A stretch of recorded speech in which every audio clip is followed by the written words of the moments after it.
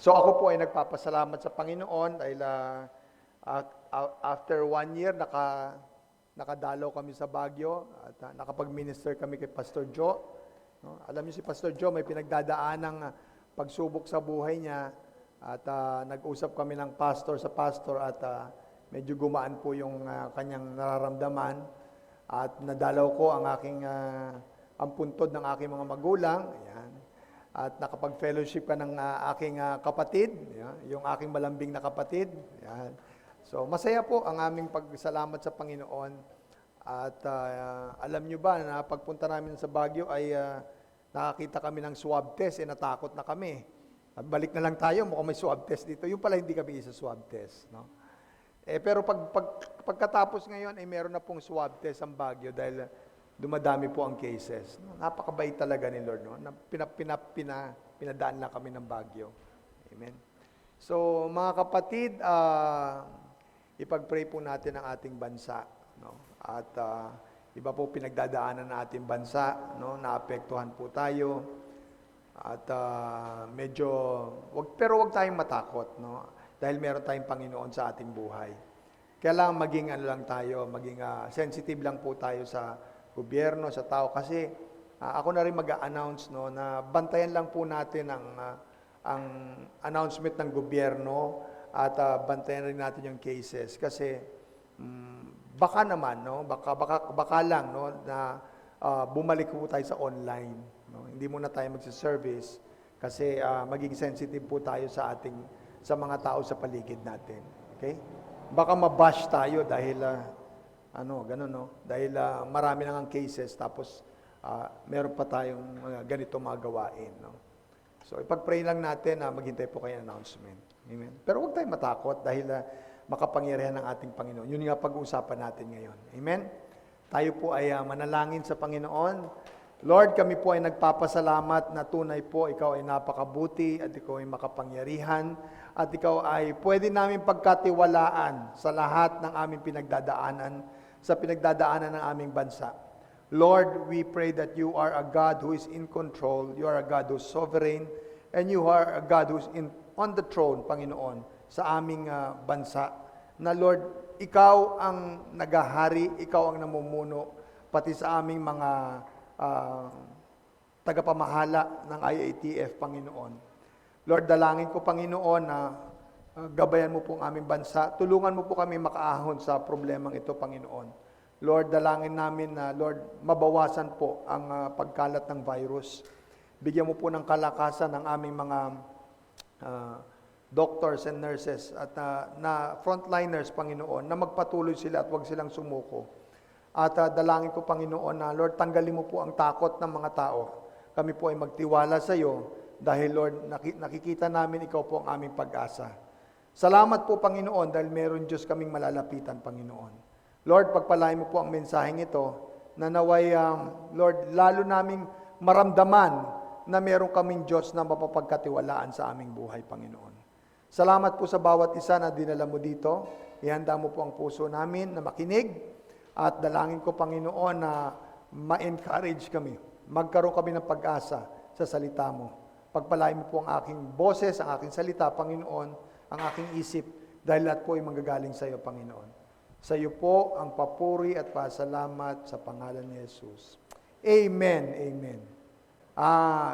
Pinag-aralan natin na ang Diyos ay mabuti. God is good. At sabi natin, sa lahat ng panahon, mabuti ang Panginoon. Kaya kahit anuman po ang nangyayari sa ating mundo, tandaan natin, hindi nagbabago, ang karakter ng Panginoon, siya po ay mabuti. Okay? At ngayon po, ang pag-aaralan natin, God is trustworthy. No? Mapapagkatiwalaan ng ating Diyos. So, kaya nauna ang mabuti kasi kung ang Diyos ay hindi mabuti, hindi siya pwedeng pagkatiwalaan. Okay? Kaya ang Diyos ay mabuti, siya po ay pwedeng pagkatiwalaan. Trustworthy. Anong ibig sabihin yon? Dependable. Pwede pong mag-depend sa Kanya dahil siya ay mapapagkatiwalaan. No? Reliable. No? Ano yung ibig sabihin reliable? No? Yun. Pwedeng pagkatiwalaan. Okay? Worthy of confidence. No? Tried and tested. No? Yun ibig sabihin ng trustworthy. No? Pwedeng pagkatiwala. Nasubukan mo na ang Panginoon sa buhay mo. Totoo siya, no? Pwedeng itaya mo yung buhay mo sa Kanya. Sa lahat ng sinabi niya, ginagawa niya. Nararamdaman mo siya. God is trustworthy. No? Mapapagkatiwalaan ng ating Panginoon. Nung maliit pa po si Tim, lalong-lalo na, no? Alam niyo po yung mga bata mahilig magpakarga. Okay, yan. Si Tim, maliit siya, mahilig magpakarga yan. Nung maliit yan. At may mga dalawang instances sa buhay niya na gustong-gusto niya magpakarga pag malakas ang ulan. No? Pag makalakas ang ulan, nakita niya, naririnig niya malakas ang ulan, iiyak na yan. At pag kinarga mo siya, tatahimik na siya at parang nararamdaman niya na pinoprotektahan mo siya sa ulan. No? At nandoon yung tiwala niya sa iyo na hindi siya mapapahamak sa ulan. Pangalawa, pag New Year, magputo ka, no? Pag maingay na, magpapakarga ka ulit siya. No? At pag kinarga mo siya, parang feeling niya na hindi na siya maapektuhan ng putok at magkapayapaan na siya. At yun, nandun yung tiwala niya sa iyo. So, ganun po ang pagtitiwala natin sa Panginoon para tayo nagpapakarga sa Kanya. Na pag kinarga tayo ni Lord, nagtitiwala tayo na walang makakagalaw sa atin. Walang magbibigay ng masamang hangarin sa atin dahil pinoprotekta tayo ng Panginoon. Okay? Ang pagtitiwala po ng Panginoon ay ang pagtitiwala po sa Panginoon ay hindi nawawala kahit po tahimik siya sa ating panalangin. Minsan nananalangin tayo, matagal na natin pinagpipray, pero parang hindi sinasagot ng Panginoon. Huwag po mawawala ang pagtitiwala natin sa Panginoon. Kahit ganon. Minsan, nagpipray tayo, pero sinasabi ng Panginoon, no. Huwag ka na pumasok sa opportunity na yan. Huwag po sasama ang loob natin. Magpatuloy po tayo sa pagtitiwala sa Panginoon. Dahil siya nga ay mabuti. Mas nalalaman niya ang kabutihan sa atin. Amen. Sa ngayon po, sa nangyayari sa ating bansa, ito pong pinaka-importante na mangyari sa atin, na magtiwala tayo sa Panginoon. Okay? Tinatakot na po tayo. No? Tinatakot na tayo ng media. Dumadami ang cases. Pwedeng mag-lockdown ulit. Pag lockdown, wala na naman tayong trabaho. Wala na namang pagkain. Baka mangyari na naman yung last year. At maraming na bakunahan na namatay. No? So, ano ba yun? Maraming mga medical practitioners na sumusuko na, sumusurrender na sa dami ng cases. So, pag itong mga ito ay pumapasok sa isip mo, magkakaroon ka ng takot sa buhay. Pero salamat na lang. Dahil dapat ito ay panahon na magtiwala tayo sa Diyos. Dahil siya po ay karapat-dapat pagkatiwalaan. Para matanggal ang takot, matanggal ang doubt natin, mga kapatid, tandaan natin, ang Diyos natin ay karapat-dapat pagkatiwalaan. He is trustworthy. No? Sa ating pag-aaralan ngayon, ay si Jesus po ay nagtiwala sa kanyang God the Father. Sa panahon na pinakamahirap na mangyayari sa kanyang buhay, siya po ay nagtiwala sa kanyang Diyos Ama. Okay? Basahin po natin ang Mark chapter 14 verse 36 naman yan. So ang background po nito ay si Jesus po ay nagpipray sa Garden of Gethsemane. Ito po yung huling gabi niya na the next day po ay alam niyang huhulihin na siya at ipapako siya sa krus. So dala-dala niya po yung bigat ng parusang pagdadaanan niya at dala-dala niya po yung bigat ng kasalanan ng mga tao. Okay? Sabi nga sa Luke, sa tindi ng panalangin ni Jesus dito, ay para pong dugong tumutulo yung pawis niya. Okay? So matindi po itong panalangin na to. Ang sabi niya, Abba, Father. Okay? Take note po, ito po meron sa Matthew, Mark, tsaka Luke. Pero sa Luke, ay gumamit siya ng ibang pangalan. Abba, Father. Okay? He said, everything is possible for you. So, sabi niya, God the Father, ikaw ay powerful, lahat ay posible sa iyo. take this cup from me. Ibig sabihin po ay tanggalin niyo itong paghihirap na to. Alam niya, no? Alam niya, paparusahan. So kung pwede ba, tanggalin niyo itong paghihirap na to. Ito po ay lumalabas yung pagkatao ni Jesus, no? Na talagang tao lang siya na mararamdaman niyang hirap. Okay, sabi niya, tanggalin niyo itong paghihirap na to. Ito po yung pagtitiwala niya sa Diyos Ama. Yet, not what I will, but what you will. Tanggalin niyo itong paghihirap na to. Pero, sabi niya, hindi yung ako ang masunod, kundi ikaw masunod. Ganun na po yung pagtitiwala niya sa kanyang Ama. Okay? Bakit? Okay? Ito po, meron siyang ginamit na Aba. God as Aba. Okay? Anong ibig sabihin po ng Aba? Ang Aba po ay ibig sabihin, Dear God. Okay? Meron siyang close relationship sa kanyang Diyos Ama. No? Alam niya na mahal siya ng Diyos Ama. Kaya alam niya na hindi siya pababayaan. Alam niya na matuloy man yung paghihirap niya, may magandang purpose yun para sa kanya. Okay? So, mga kapatid, nagtitiwala siya, dadaan siya sa paghihirap, pero nagtitiwala siya sa kanyang Diyos Ama dahil meron silang magandang relasyon. Aba, ibig sabihin, Dear God. Close relation, intimate relationship. No? Kapag ikaw ay may intimate na relasyon sa isang tao, sa tatay mo, anuman ang sundin at sabihin ng tatay mo, mapapanatag ka. Kahit alam mong hindi maganda sa sarili mo, pero may panatag ka dahil sa relasyon mo sa iyong tatay. Amen? Alam niyo po, ito po ang lagi kong ipinagpipray, no? Tuwing na lang po ako aalis ng bahay at magpapalipad ng eroplano, lagi ko pinagpipray, Lord, sana makabalik naman po ako ng buhay sa aking pamilya. No? Araw-araw na lang, kung hindi isang take-off and landing, 3 take-off and landing, habang tumi-take off ka o lumalanding ka, mas malapit ka sa lupa, mas delikado po ang buhay mo. Okay? So, araw-araw na lang, bago ako aalis sa umaga, mananalangin ako sa Panginoon, Lord, dalangin ko, ibalik mo po ako ng buhay sa aking pamilya. Paglalanding po ako, pupunta ako sa Sierra, Lord, dalangin ko, ilanding mo to ng maayos, na makarating ako ng buhay sa aking pamilya. Marami po kasing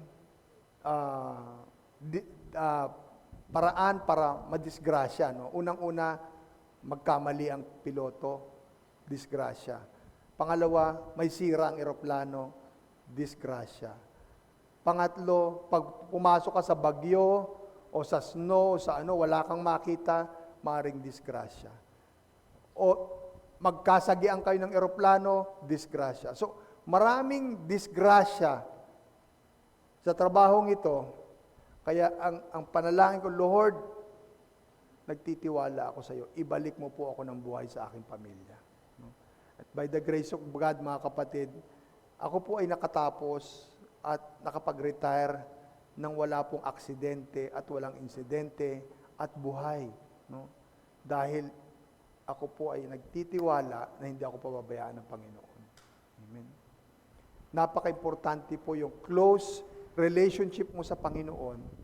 Yung lagi mo siyang kinakausap, yung parang tatay mo lang siya, okay? Para anuman ang fear o papasukin mo sa buhay, magtitiwala ka na hindi ka niya pababayaan. God is trustworthy. Karapat dapat siyang pagkatiwalaan. Pangalawa, may ginamit siyang word, Father. No? God as a Father. No? Abba, Father. Okay? Meron po siyang prayer si Jesus na Our Father. Okay? Alam nyo, mahirap po maintindihan, okay, ang kabutihan ng Diyos kung may experience ka sa tatay mo na irresponsable, kung meron kang experience sa tatay mo na may ginawang masama sa iyo ang tatay mo, no? Hindi mo po maintindihan ito.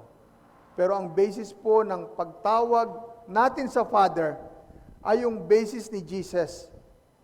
Kung sino po yung Father niya. Okay? Alam niyo ba yung prayer na Our Father? Okay. Our Father. Ito po ay Father. dito natin makikita kung sino ba yung Father na sinasabi ni Jesus. Sabi niya, "This is then how you should pray. Our Father in heaven, hallowed be your name." Baka memorize nyo pa ito, no? "Your kingdom come, your will be done on earth as it is in heaven. Okay? Give us this day our daily bread, and forgive us our debts, as we also forgiven our debtors. And lead us not into temptation, but deliver us from the evil one." Ito po ang prayer ni Jesus na tinuro niya sa mga disipulo niya. At dito sa panalangin na to, makikita natin kung sino ba ang Father na pwede natin pagkatiwalaan. Our Father in heaven. Okay? Pag sinabi natin heaven, akala natin malayo. No? Pero sa Jewish cosmology, ang heaven po ay atmosphere. So, hangin sa paligid. No? Pag sinabi nilang, our Father in heaven, yung Father mo malapit lang, andyan lang. God is present. No? Present siya lagi sa buhay mo. Malapit lang siya, hindi siya malayo. No? Pwede mo siyang kausapin, nandyan lang siya. No? So, kaya pwede siyang pagkatiwalaan. No? Ako po, nung pagiging tatay ko sa aking mga anak,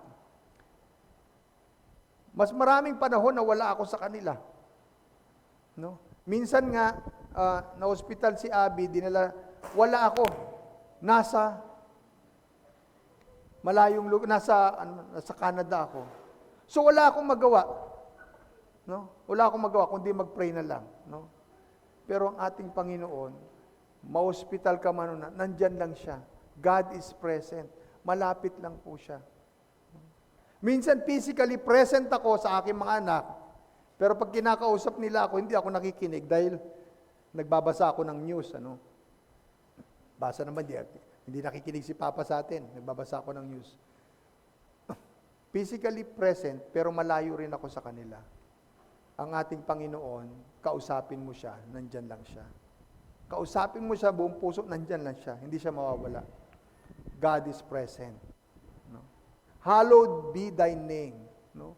God is holy. God is pure. No? Ang kanyang pag-iisip, ang kanyang ay very pure, malinis para sa iyo.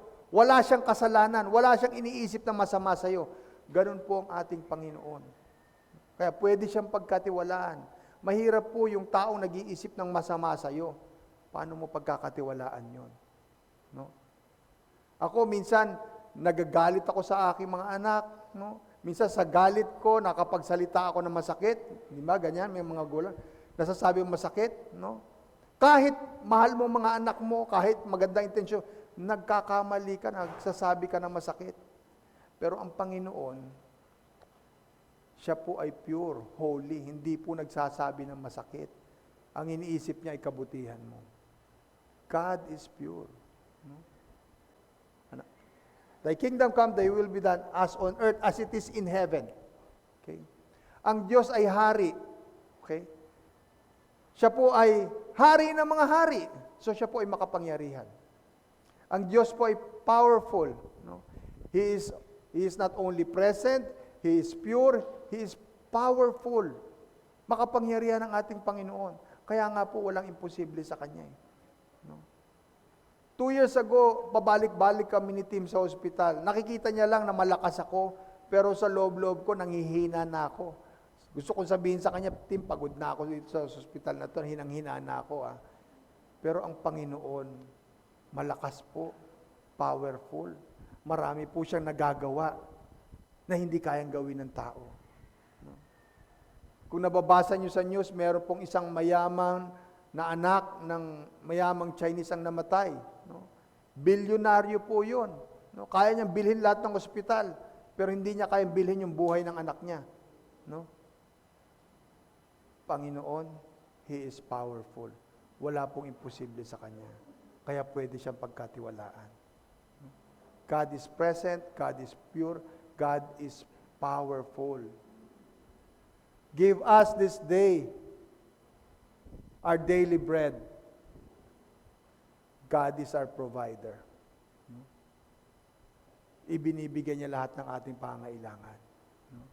Ano man ang pangailangan, physical, emotional, spiritual, financial, pangangailangan, pwedeng ibigay ng Panginoon. No? Ako, pwede kong ibigay lahat ng pangangailangan ng mga anak ko. No? Pero may mapangangailangan silang hindi ko kayang ibigay. O minsan, sobra na naibigay ko na na-spoil ko sila. No? So, hindi ko kaya lahat na nagagawa ng Panginoon. No? Maaaring meron silang pangangailangan, emotional na pangangailangan, hindi ko kayang ibigay. Spiritual, kulang na ibigay ko. Pero ang Panginoon, lahat ng pangangailangan pwede niya ibigay. No? Kaya pwede siya pagkatiwalaan. No? He is a provider. He is powerful. He is pure. He is present. No? Forgive us our debts as we also forgive our debtors. No? Nagpapatawad ng kasalanan. Pardons your sin. No? Alam nyo, minsan, ang mga tatay, kapag pinagagalitan ng mga anak, ibinabalik pa yung dating kasalanan. No? Kaya, di ba sinabi ko na sa iyo yan? Paulit-ulit ka kasi, ginawa na mo na yan dati ah. Ayan, hindi na ka nagbabago. Gano'n. So, binabalik pa yung dating kasalanan. No? Ang Panginoon po, pag nagpapatawad, wala na yon, nakalimutan niya na. Amen? So, God is present, God is pure, God is powerful, God provides, God forgives. Ang huling-huli po, sabi niya sa last verse, and lead us not into temptation, but deliver us from the evil one. God protects. Ang Panginoon po ang nagbibigay ng protection sa atin. Pumunta man tayo sa grocery, sumakay man tayo ng jeep, okay? Kahit dumaan tayo sa ospital, naniniwala ako, ang Diyos ang nagbibigay ng protection sa atin. No? Pwede kong protektahan ang mga anak ko habang malapit sila. Pero pag lumayo na sila, pumunta na sila kung saan-saan, hindi ko na kaya silang abutin. Okay? Pero ang Panginoon, kahit saan ka pumunta, nandun ang protection niya. Amen? Pwede natin pagkatiwalaan ang ating Diyos dahil siya ay Diyos na malapit, God is present. Siya ay Diyos na maganda ang hangarin sa atin, walang kasalanan. God is pure. No? Siya ang Diyos na makapangyarihan, walang imposible sa Kanya. No? Walang mahirap sa Kanya because He is powerful. No? God provides. No? Iniisip mo na hindi mabibigay pangangailangan mo ng mga taong malapit sa iyo, pero kaya ng Panginoon. God pardons and God protects. Amen? Pwede siyang pagkatiwalaan. Ito po ang naramdaman ni Jesus nung kinausap niya ang kanyang Diyos Ama. No? Aba, close sila, Father, itong anim na to na nagbibigay sa atin ng dahilan upang pagkatiwalaan ng ating Diyos Ama. Amen? So God is trustworthy. Sa ating pagtatapos, gusto ko itong iiwan sa inyo. Our level of trust increases as we focus on the blessings, not the cup. Okay? Tumataas daw ang ating tiwala kapag nagfo-focus tayo sa binigay sa atin, hindi sa mga paghihirap natin. Amen? Minsan kasi nagfo-focus tayo sa mga paghihirap natin, kaya nakakalimutan na natin yung blessing sa paligid natin. Amen? Meron po isang pastor na nagpa-seminar po siya sa mga businessman. At ito syempre, magagaling ito. Kumuha po siya isang bond paper at kumuha po siya ng tuldok na itim sa gitna ng bond paper. At ipinakita niya yon sa mga businessman. Ang sabi nila, anong nakikita niyo dito? Okay. Lahat ang sinabi nila, nakikita nila yung tuldok. No? Walang nagsabing nakikita nila yung malaking puting papel. Okay? Tuldok lang nakita nila. So, ganun tayo. Minsan nakikita lang natin yung paghihirap natin. Hindi natin nakikita yung mga ibinigay ng Panginoon sa atin. Amen. Kaya, minsan nahihirapan tayo magtiwala sa Panginoon. Amen. May isang batang nagba-birthday na nagbubukas po siya ng regalo. Nakita na ba kayo? Marami na ako nakitang ganitong bata. Ang gusto niyang regalo ay yung Barbie doll. So excited siya, sa dami ng regalo niya, gusto niya makakita magkaroon ng regalo ng Barbie. No? So nag-open siya, nakakita siya ng damit, malungkot siya, nakakita siya ng laruan, malungkot siya, nagbukas siya ng bahay-bahayan, nalungkot siya, nakakita siya ng pera, nalungkot siya. Ang daming magagandang regalo sa kanya, walang Barbie doll, malungkot siya. Amen. Ang tingin natin doon sa batang noon ay spoiled brat, di ba? Sabi na, ano ba naman itong batang to? Napakadaming magagandang regalo sa kanya. Ang lungkot pa niya kasi wala yung gusto niya. No?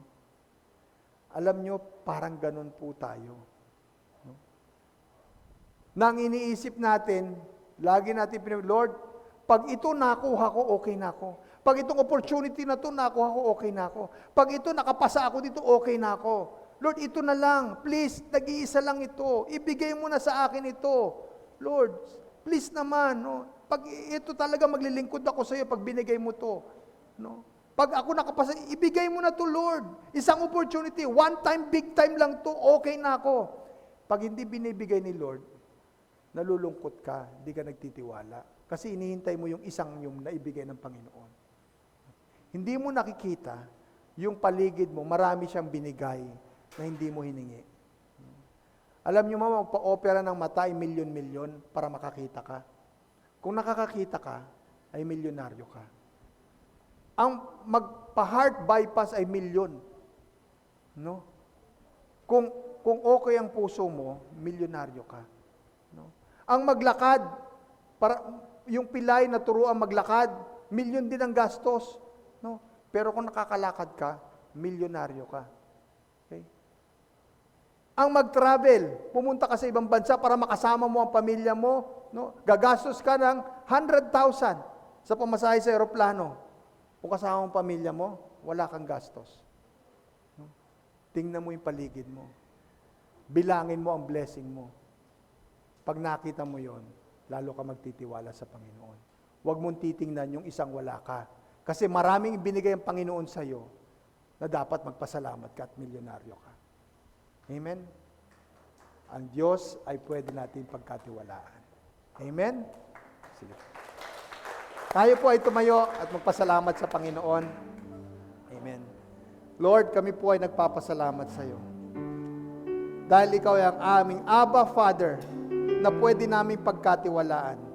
Unang-una, ikaw po ay mabuti.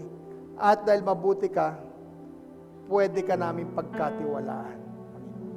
Salamat po, Panginoon. Dahil, Lord, ikaw ay nagmamahal sa amin. Dahil mahal mo kami, lahat po ng gusto mo mangyari sa aming buhay ay para sa aming kabubuti. At nagtitiwala po kami sa iyo. Salamat po ay ikaw ang aming Father, ang aming Ama, na malapit sa amin, na ang iniisip ay kabutihan namin, na aming Ama na makapangyarihan, na ibinibigay ang aming pangailangan, na nagpapatawad sa amin, at nagbibigay ng protection sa amin. Lord, lahat ng ito, ikaw ito, at pwede naming isang Ama na pwedeng pagkatiwalaan sa aming buhay. Panginoon, tulungan mo kami na i-focus ang buhay namin hindi sa mga bagay na wala kami, kundi sa mga bagay na meron kami, upang lalo po kaming magtiwala sa iyo at magpasalamat sa iyo. Salamat po sa bawat isa na narito.